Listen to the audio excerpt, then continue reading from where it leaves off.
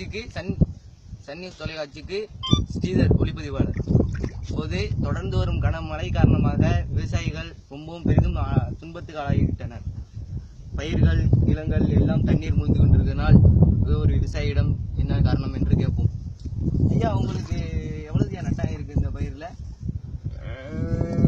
ஒரு 500 ஏக்கர் சாவடி பண்ணியிருக்கேங்க. இந்த பாவா போன மழை ஒரு 20 நாளாக போட்டு கொண்டு இவ்வளவு நட்டமாக போயிருக்கு.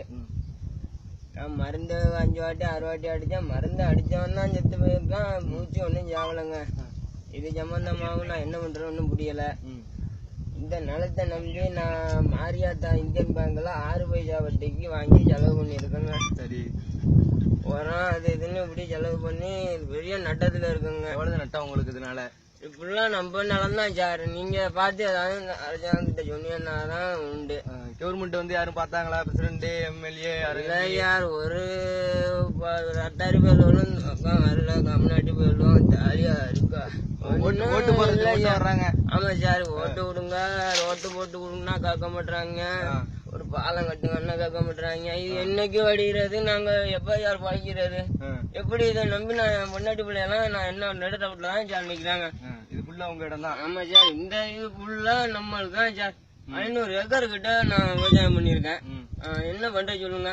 சரி, இதுக்குதான் கவர்மெண்ட் ஏதாவது ஒரு நடவடிக்கை எடுத்தா. இதுக்கு நான் என்ன சார் கேட்க முடியும்? நீங்க குத்து மதிப்பா சொல்ல வேண்டிய மதிப்பா எனக்கு வந்து ஒரு 50 கோடி ரூபாய் கொடுத்தாலும் பத்தாது சார்.